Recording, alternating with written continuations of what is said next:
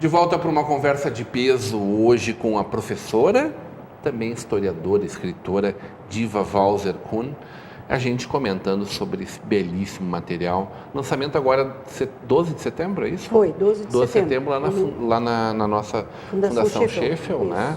Casa cheia, não tinha lugar para estacionar lá na frente, e muita gente prestigiando essa grande obra que veio recuperar. A gente falou, e eu falava sobre isso também, a gente falou sobre a história do seu Maximiliano Fischel, da escola normal, mas aqui a gente acaba falando de várias outras coisas ao longo.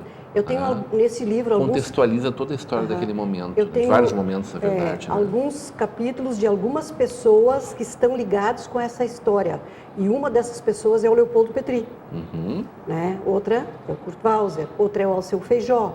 Alceu Feijó, ele já entra depois, quando essa escola ocorreu aquele incidente e causou o seu fechamento, em 1939, até 1945, todo o período da Segunda Guerra Mundial ficou fechado.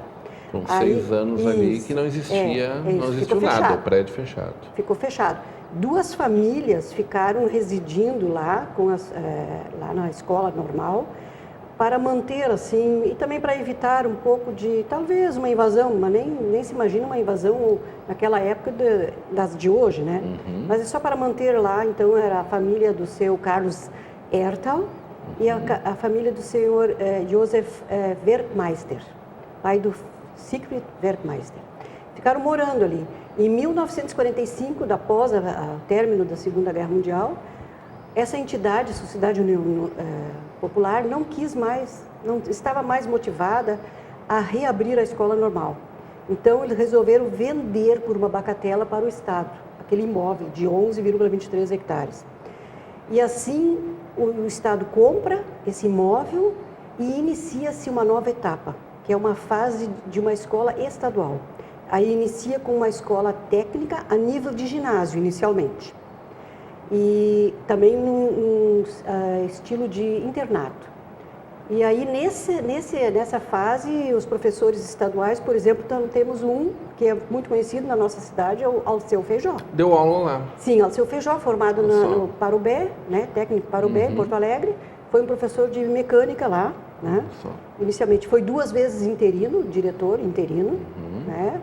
E aí temos outros professores, são mencionados, citados, e temos daí, vem lentamente essa escola, inicialmente só um técnico a nível ginasial, se torna só para meninos, depois ela se torna mista, anos após, tudo isso eu conto, e depois vem então a escola ensino médio, ali também, junto.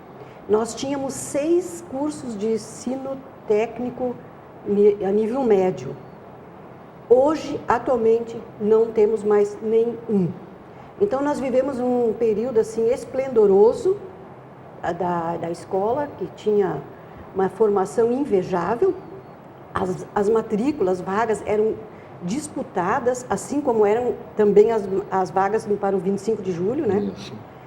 Estudar no 25 de julho, estudar no Colégio Alberto Pasqualini, era uma honra. Era uma distinção. Era uma distinção. Em relação, inclusive, às escolas particulares. Sim. Eram escolas que tinham melhores professores da cidade. Hoje nós temos as oficinas de aprendizagem, todas elas sucateadas, não sendo usadas, caindo. Algumas não tem mais telhado, não tem mais janelas, não tem mais portas e nem mais paredes. Estamos nesse ponto.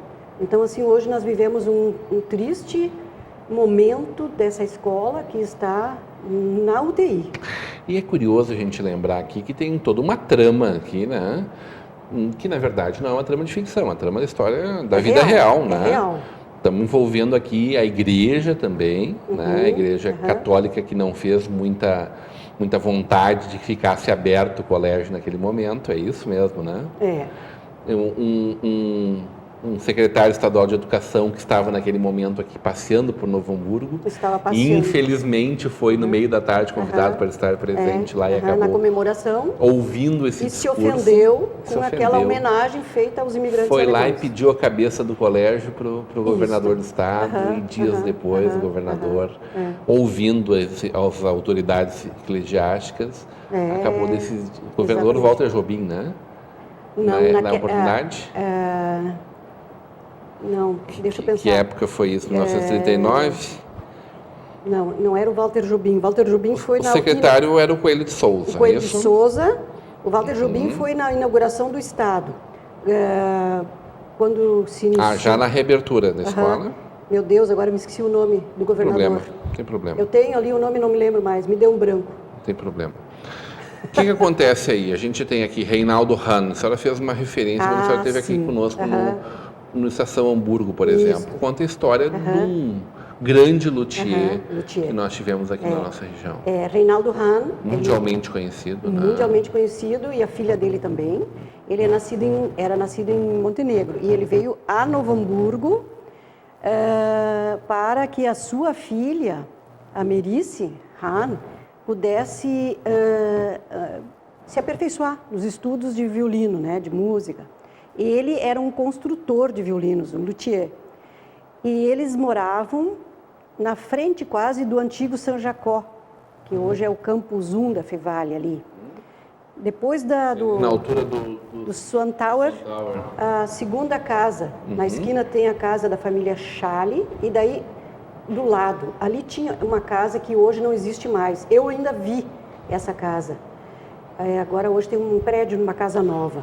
E ali ele tinha, embaixo ele tinha o seu ateliê de construção, de fabricação de violinos, e em cima eles moravam.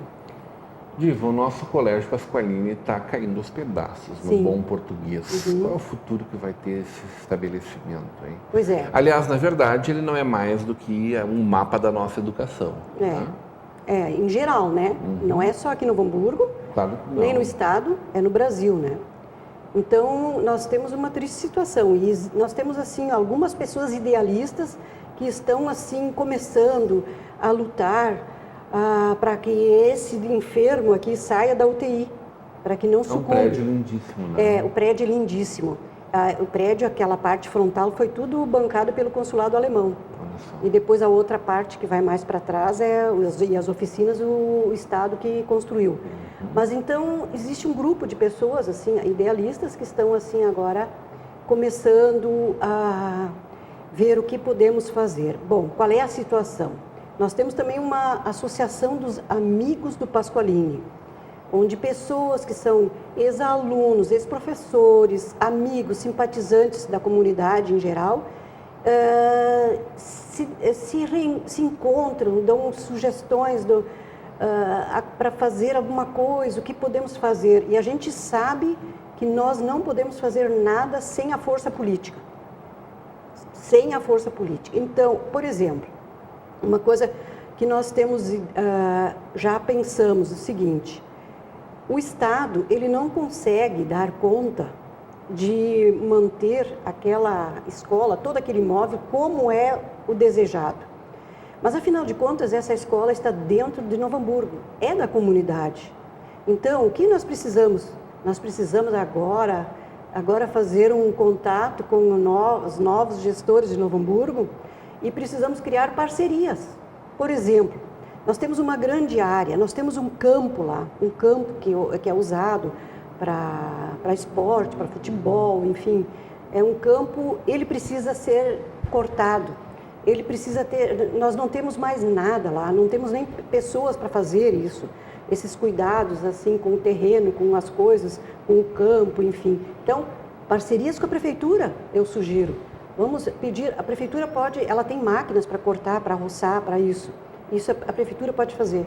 Nós temos uma ideia, queremos também trazer de volta cursos técnicos. Né, cursos de ensino médio. Perfeito. E que tipo de cursos? Nós temos uma área grande. Alguma coisa ligada com ecologia, com técnico agrônomo, técnico florestal, alguma coisa. E aí, precisamos de mudas, plantar, refazer. No livro eu apresento ali o que era inicialmente aquilo lá, que era uma escola técnica agroindustrial, o que se tinha lá, o que se tinha. Inclusive tinha assim até um açude onde era criado carpas, e as carpas eram servidas no refeitório para os alunos, né? E falando em açude, me ocorreu uma ideia muito importante que eu preciso falar nesse momento aqui, que dentro do Pasqualini, daquela área, existem 3 lindas vertentes e existe a nascente do Arroio Pampa. Olha só. Então, nós temos ali uma necessidade de preservar aquela área, de não permitir, como já houve uma tentativa em momentos anteriores, de algum político pretender fazer casas populares. Sim, desmembrar a área e fazer loteamento. Não podemos. Não podemos, por esse motivo, porque ali tem a nascente do Rio Pampa, é um motivo que tem que ser preservada aquela área. Não pode ser feito construções populares ali, casas. E também porque nós precisamos, então, perdi o fio, preservar isso ali, porque tem isso ali, né? Mas, dona, eu acho, né, Diva, que esse grupo que vai ganhando eco dia a dia, que tem uma função tão importante, carece de ser, em primeiro lugar, respeitado e reconhecido pelo governador do estado do Rio Grande do Sul. Né? Sim. Que o governo do estado não tenha condições de fazer as reformas necessárias, a gente entende. O grande problema é deixar chegar ao ponto que chegou, onde fica muito mais fácil de deixar cair do que de recuperar. Né? E como tudo a gente faz no nosso Brasil quando se fala em patrimônio histórico, mas aí a gente tem que lembrar que crianças estudam ali, crianças frequentam as salas de aula, já caiu forração ali dentro da cabeça de crianças em algum momento, né? Sim. Então, a primeira coisa é isso, é o reconhecimento da parte deles. A segunda é uma forma de possibilitar que a gente consiga fazer essa reforma, talvez através de algum tipo de subsídio, né? Alguém que possa fazer isso aí em troca de algum benefício, enfim. Não sei, acho que há que se estudar isso. Estamos terminando o nosso momento aqui, eu não posso deixar de falar desse assunto aqui, que também é história, mas que é genealogia. Está saindo do forno aí o volume 2. Nesse primeiro volume, são 66 escritores? Não, 66 escritores. Que contam a história de 100 famílias. Isso, resumidamente. Resumidamente, evidentemente. 100 famílias que vieram para cá. Aqui tem um mapa da Alemanha antiga, né? Da Alemanha antiga. Antes da unificação, na época da imigração. Né? Isso. A senhora esteve lá recentemente, fez uma visita lá. 2005. 2005, né? Agora vem o segundo volume, já tá saindo do forno o terceiro volume, é isso? Não, então, está previsto 2017 já o terceiro. Isso, 2017. Sendo escrito o terceiro já, né? Terceiro.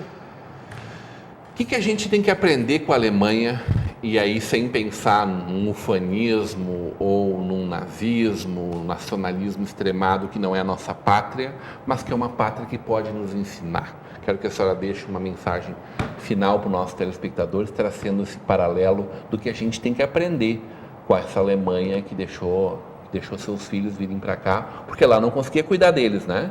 E hoje estamos aqui nós, podendo cuidar do nosso país e fazer a nossa vida diferente. Os nossos primeiros imigrantes que aqui vieram, né? Esses vieram porque estavam passando fome na Alemanha. Era um momento crucial na economia, na política e principalmente na economia alemã, né? Mas o meu pai, por exemplo, ele já veio num outro momento. Numa outra condição, né? Ele já veio numa outra condição. Ele não precisou fugir da fome, mas meu pai também precisou fugir do nazismo para sobreviver, porque em 1936 ele veio, o Hitler já estava no comando da Alemanha e já estava fazendo perseguições aos nazistas. Já estava loqueando? Já estava, assim. e a ordem era perseguir todos que tivessem sangue judeu até a 6ª geração. Os Walser não têm sangue judeu, mas a mãe do meu pai, sim. A minha avó era de uma linha judaica. Ela já era falecida, E meu pai, único filho. E ele, para sobreviver, estava formado e ele teve a oportunidade de vir sobreviver, escapar das garras do Hitler e vir para o Brasil. Mas os tios dele, irmãos da minha avó, morreram em campos de concentração. Que horror. Só porque tinham uma descendência judaica. Então, quando a gente fala nessa história, recupera tudo isso, não é que a gente queira que isso aqui seja Alemanha ou qualquer coisa assim, bem pelo contrário. A gente tem muita coisa boa para aprender com muita coisa ruim que eles já passaram lá, né? Passaram muita coisa ruim, sim. E eu sempre digo assim, o nazismo era de um grupo, porque o alemão não era, o povo alemão não era nazista, hitlerista, assim. Ele era um grupo que era fanático, né? Mas o povo alemão, hoje em dia, a gente estando lá, eu estive lá em 2005 falando, eles odeiam o nazismo, odeiam. Tem vergonha eles não querem falar sobre isso, eles têm vergonha, Muito bem. Onde é que a pessoa compra o incidente? Pode ser comigo. Contato com a dona Dilva no Facebook, né? Ou pode ligar aqui para a nossa Vale TV no 3065-4429. Pode ser. Obrigado pelo carinho, por estar sempre junto conosco aqui. Eu que agradeço para participar dessa conversa de peso. Hoje numa conversa de peso com Diva Walser. Continue agora com a programação da nossa Vale TV, da nossa rede Comunidade de Televisão.